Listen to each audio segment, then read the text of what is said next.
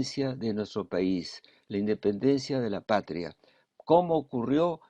Por los elementos internos que tuvimos, como que algunos conocen muy bien, por ejemplo, Túpac Amaru II y otras cosas más, y a la vez qué pasaba en el mundo para que pudiéramos tener la osadía, la independencia y que nos permitió salir de un imperio que estaba en crisis en realidad y que ya ha llegado a su último momento. Así que vamos a estudiarlo por esa razón. Y ahora comienzo a darles los elementos necesarios a la gloriosa.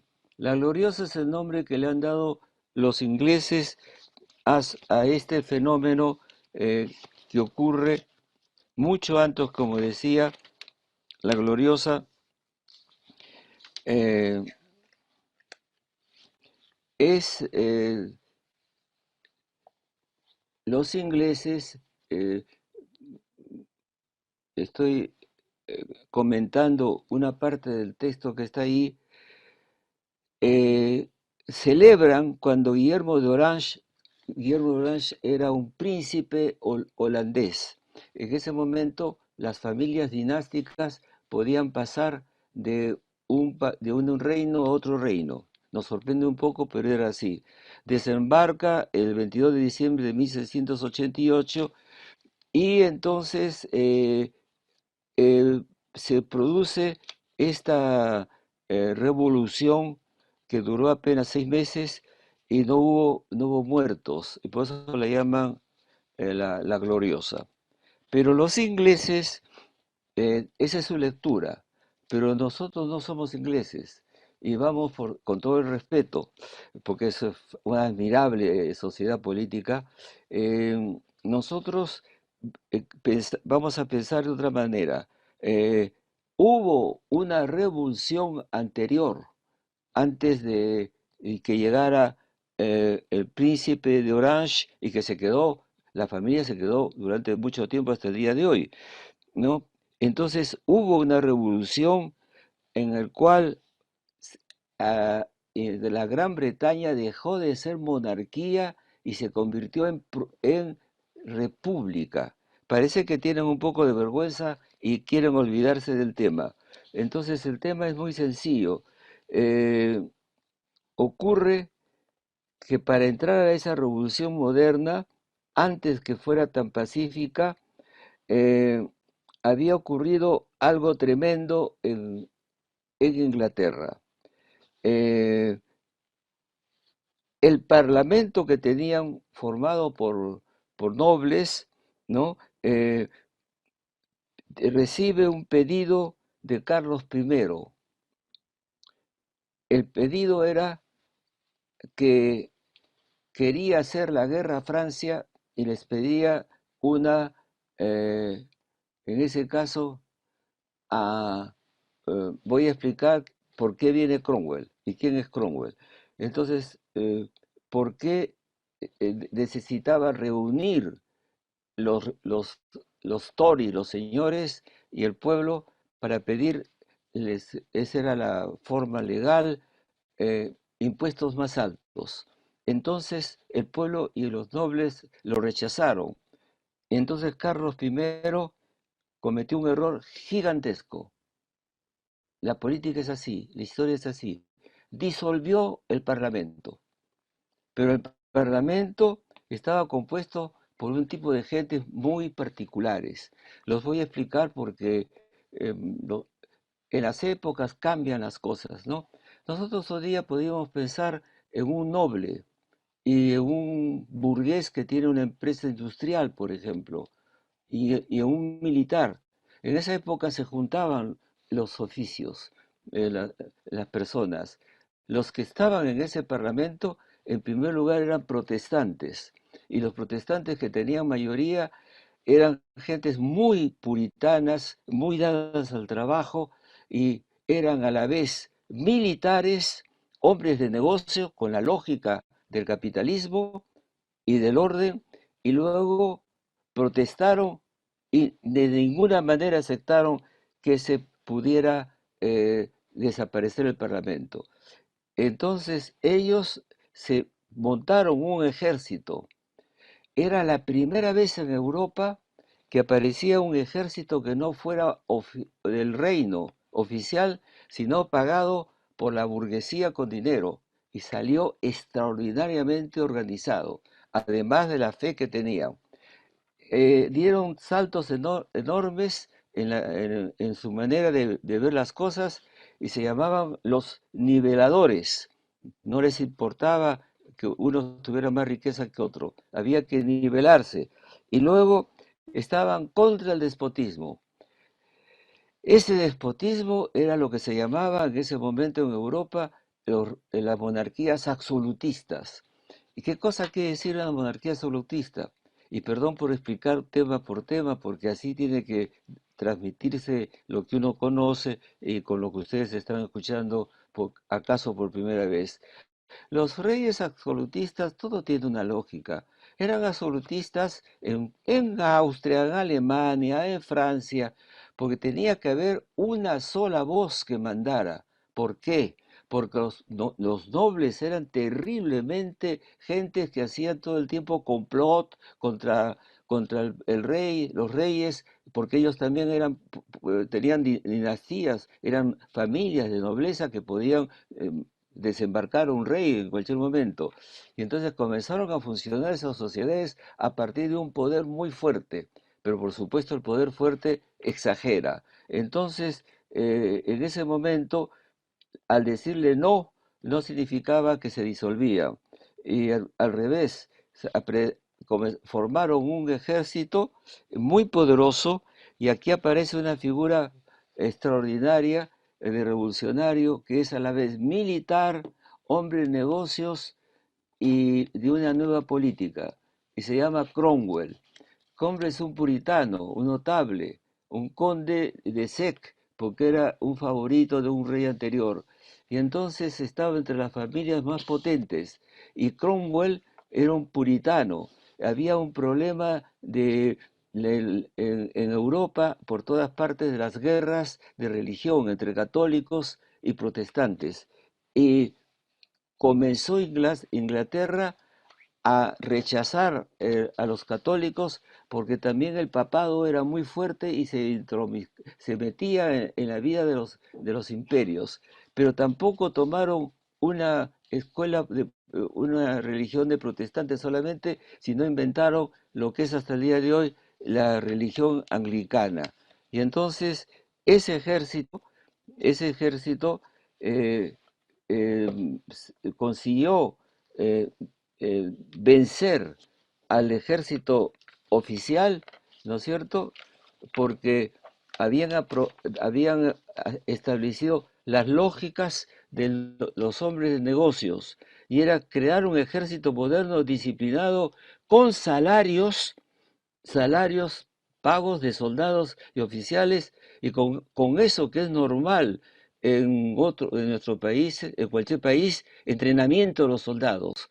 No eran personas que habían vivido toda su vida formándose como para las milicias, como eran los aristócratas, sino gentes corrientes, pero que habían aprendido la guerra. El resultado es que vencen, toman a Carlos I y por primera vez en Europa y en historia le dan la muerte.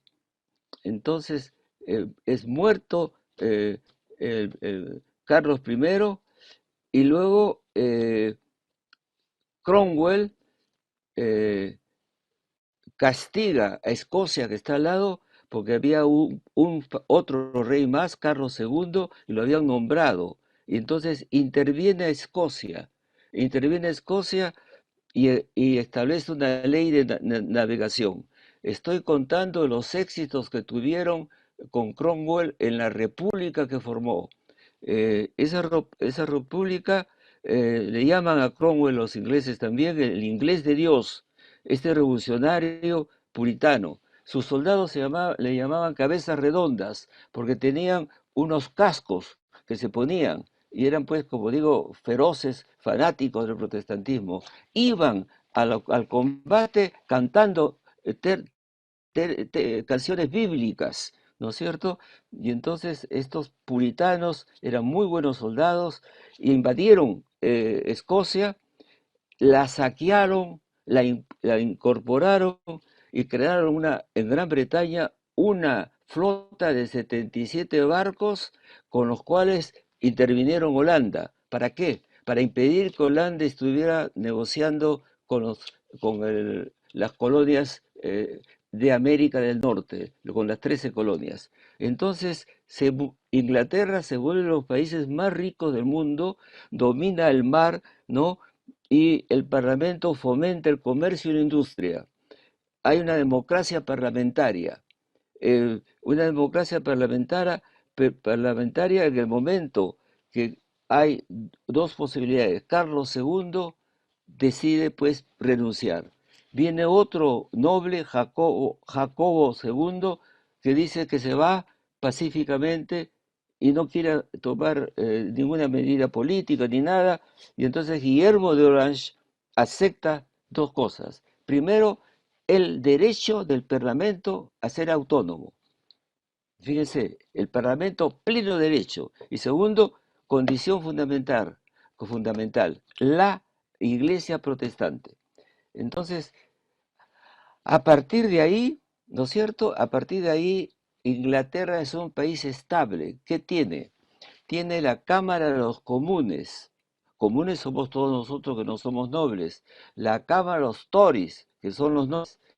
Y tienen el que gobierna es el primer ministro. ¿Y de dónde? El que gobierna políticamente es el primer ministro, no es ni el rey ni la reina. Y entonces, cuando uno de ustedes de repente está en el servicio diplomático y esas cosas, pues si quiere hacer conversaciones de Estado, tiene que buscar al primer ministro. ¿Quién es el primer ministro? No lo nombra la reina ni el rey. El primer ministro es el resultado del partido político que ha ganado y tiene entonces el parlamento. Entonces, si usted quiere encontrar a la persona con la cual hay que hablar, el nivel más alto, como sería ir a buscar al presidente de un país, ¿no es cierto? Tiene que ir a Downing Street, número 10, donde está la oficina del primer ministro. Pero como son muy pragmáticos los anglosajones, esa oficina es donde se tiene que ir cuando se tiene que hacer algo diplomático, de negocios o lo que fuera. Pero la reina tiene un lugar, pero no está en ese sitio, está en otro, siempre muy protegida. Y si quiere, lo que es interesante y asombroso, hace siglos que tienen el Palacio de Westminster. ¿Qué es el Palacio de Westminster? El Palacio de Westminster es donde está el Parlamento y el primer ministro está en otro lugar, pero se puede ir a pie, aunque haya automóviles o lo que fuera. Y ese Westminster tiene la cámara alta y la cámara baja. 1000 salas para que entre todo, bibliotecas, restaurantes, gimnasios. De tal manera que ya saben ustedes que eso es equilibrado. Cuando, cuando yo a mí me pregunté a un inglés, porque alguna vez me invitaron a, a dar clases en Oxford, además de dar clases en un corto plazo, aproveché para ir a escuchar a los profesores de Oxford. Y les pregunté, ¿para qué tienen ustedes un rey y una reina que casi no interviene? Y la respuesta me dijeron, para no tener como ustedes golpes de Estado. ¿Qué quiere decir esto? Pongamos que X es un primer ministro, pero el pueblo está enojado, ha caído mal, no les parece. La reina va a tomar té con el primer ministro y le dice, hijito, me parece que el pueblo está descontento. Así que termina esto y declara elecciones de nuevo. ¿Saben que eso no tiene constitución? Son las costumbres, las maneras de gentleman. Uno se conversa, no tiene ningún papel y no se puede mentir. Entonces el pobre primer ministro declara al día siguiente la fecha de elecciones y se va. Y la reina se regresa porque así interviene solo en caso de dificultad. Eso significa que en casos de urgencia interviene, en casos de guerra, en convenios económicos grandes con otro país, los reyes pueden decir, no me parece, y así es como es. Eh, Pequeña anécdota que voy a contar. Cuando estaba cuando estaba en París, eh, trabajando y estudiando, trabajo era investigación, por lo cual me habían llamado, y además a la vez estudiaba. Y ahí a la torre, que era amigo mío, y yo era amigo suyo, cuando se iba a Suecia paraba en París, me llamaba por teléfono y conversábamos. Me dijo, Hugo, anda a Londres, está cerquita. Entonces, anda a Londres y ve cómo funciona. Y fui pues, y fui a la Cámara de los Comunes. ¿Saben cómo son las votaciones? Cuando han debatido mucho, los que, los que están en contra salen por una puerta, por los que están a favor salen por la otra. Y como son gentlemen, cuentan, cuentan y dicen, ganó el del otro lado y vuelven a entrar. O sea, no se mienten a sí mismos. Son 600 o más representantes. No están todos, no deben estar todos, porque deben estar en contacto con su público, con sus ciudadanos. Inglaterra es pequeña, hay ferrocarriles por todas partes, carreteras, y se van a las provincias a su town. El town es el sitio que ellos representan. Es como si yo soy senador de Chiclayo, tengo que ir ahí a cada rato a mi oficina a ver qué me dicen los chiclayanos. Nosotros al revés, no quieren que vayan a otro sitio, se quedan ahí. No, entonces eso así funciona de hace tiempo a base de un acuerdo de gentlemen y no tanto del papel y la constitución. Hacen muy pocas leyes, eso que es extraordinario, porque le dan vuelta a cada ley, porque cada ley es realmente va a ser ley, no como nosotros que hacemos centenares de leyes y que no las aceptamos ni las cumplimos nunca. Me entusiasma mucho Inglaterra, de manera que voy a dejar en Inglaterra de paso. Entonces vamos a pasar a los Estados Unidos. Para los Estados Unidos, eh, es lo que la independencia americana tiene un comienzo muy especial. Hay tres cosas que hay que ver en el tema. En primer lugar, cómo era la colonia inglesa en las 13 famosas colonias.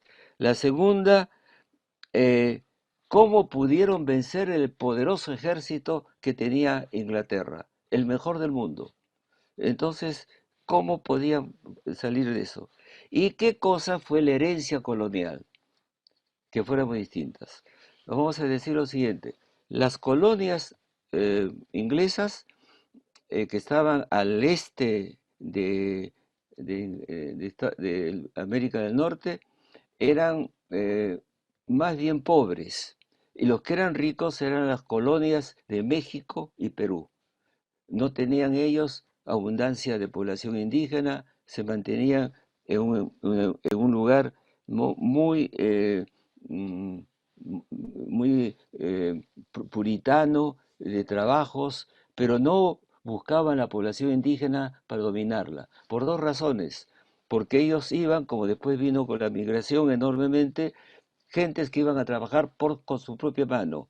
Y además los indígenas de América del Norte eran nómades, no eran la población sedentaria que había en México y Perú.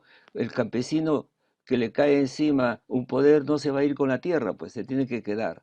Entonces, lo que es importante aquí entender que para comenzar, no había virreyes. Los ingleses no gastaban tanto en la administración y daban para eso un grado muy alto de autonomía a los colonos que estaban ahí, en mayoría de ellos ingleses. Entonces no se gastaban en oidores y funcionarios como pasaba en el Perú. Estaban, por lo tanto, estoy diciendo lo importante es que estaban acostumbrados a tener autonomía. Bolívar lo dijo en un momento, nosotros los criollos salimos a la independencia, pero no teníamos ninguna experiencia de cómo gestionar un país. Y porque no nos habían dado el espacio en la colonia peruana de que la gente tuvieran cargos públicos. Con las justas teníamos en el periodo colonial los oidores, que eran jueces, nada más. Y además tenía mucho cuidado que no hubiera demasiado criollo. Entonces ese es un elemento primero, en primer lugar. Segundo, ¿por qué se atrevieron a pasar a la acción? Por la sencilla razón que había aumentado la población. Habían pasado de 1 millón de personas a 2 millones de personas. Y Norteamérica entonces parecía que iba a ser el centro del imperio británico. Eso pensó Benjamin Franklin. Y cuando crecieron tanto, Inglaterra decide enviar una tropa británica, el ejército en la colonia. Todo comienza cuando una mañana echan, toman en Boston un, un acto de protesta por los impuestos y echan una carga de té de que había en 3 barcos. Ahí comienza la primera gesto revolucionario. Luego lo que sigue son unos enfrentamientos enormes entre las tropas inglesas y las milicias coloniales. Milicia quiere decir que eran granjeros, comerciantes, campesinos que no tenían la formación pues, de soldados para una guerra.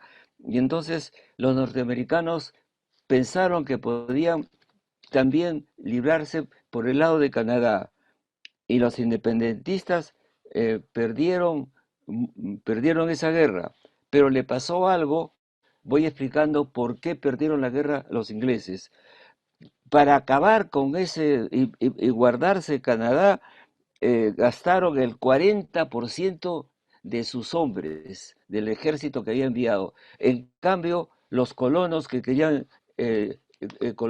salir de la dominación eran más numerosos.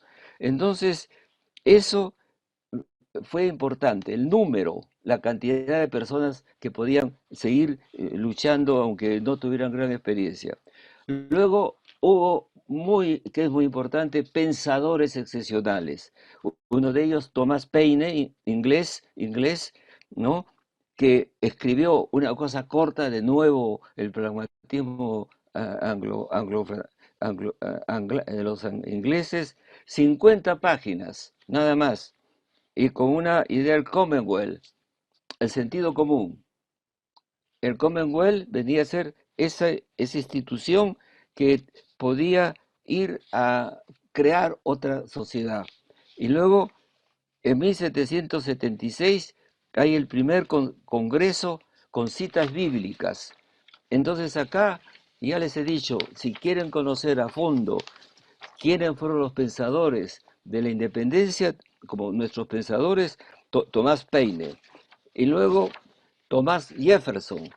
Jefferson también es otro genio extraordinario y que considera que su revolución no es solamente de los colonos ingleses en América del Norte, sino a favor de todos los colonos y víctimas de una tiranía. Es una filosofía de la emancipación. Las personas que estaban luchando por todos los pueblos dominados por las metrópolis. Entonces, tenían un ejército adiestrado, pero de artesanos, repito, frente a la maquinaria bélica británica. Bueno, tenían una ventaja, tenían el número de gente, conocían el terreno y estaban acostumbrados a las armas por los indios, pero había deserciones. ¿Qué hizo? Volteó el tema. Washington es otro pensador extraordinario. Estaban perdiendo la guerra. Washington era un gran experto militar. Era un hacendado, un político. No sabía nada de estrategia. improvisados civiles, ¿ah? Que iban a vencer a una poderosa potencia militar que era Inglaterra. Entonces hace algo extraordinario, cruza sorprendentemente. Siempre la historia está llena de gentes excepcionales que hacen cosas